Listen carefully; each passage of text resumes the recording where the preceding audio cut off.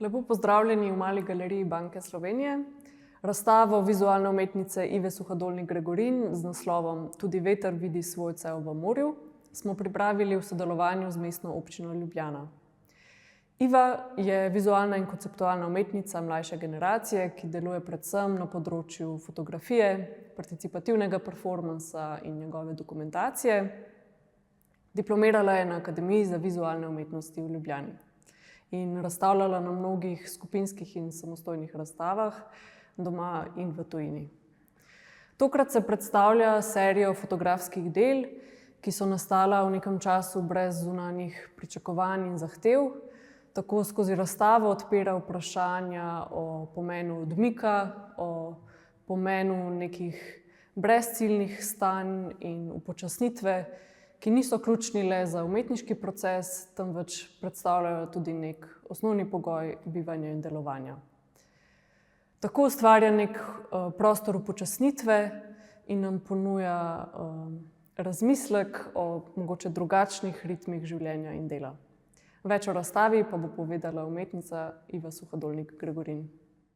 Razstava je v bistvu zadnja manifestacija mojega zdaj že dolgoletnega dela in ukvarjanja z lenobo kot dejanjem upora in kot dejanjem neke rezistence sistemu, ki nam govori, da moramo biti stalno produktivni in stalno aktivni.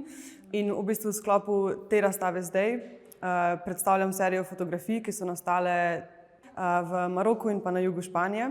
In nekako zajemajo obdobje, ko od mene ni bilo nič zahtevano. In tudi ta cela razstava v ospredje postavlja, koliko pomemben je čas, ko od nas ni nič zahtevano in koliko je ta čas pomemben za umetniško prakso in za umetnike, da razvijajo sploh svoj izraz. In hkrati je to nekako gledalo potem celotni družbi, obsedeni z delom in z aktivnostjo.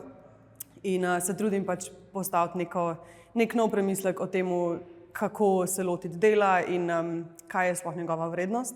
Razstavo skupaj poveže edina barvna stvar na razstavi in to je tarot karta umetnika Domenica Balbi. In to je 12. karta v Major Arkani z imenom The Hanged Man. Slika na tej karti prikazuje neko figuro, ki je suspendirana v zraku, ampak je ta suspenz in ta pavza nekaj, kar si ta figura želi. Torej, roke ima za hrbtom in postavljanje z glavo navzdol kot nek simbol tega, da ko se ustaviš in ko imaš nek moment odmika in pavze, lahko sploh neko situacijo vidiš iz nove perspektive.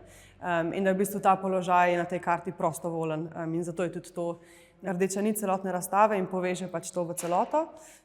V svoji praksi nasplošno delam z analogno fotografijo, tokrat pa vključim še Super 8 filmski trak, torej snemanje na analogni film, in ga potem tudi obdelam in predstavljam kakor fotografijo.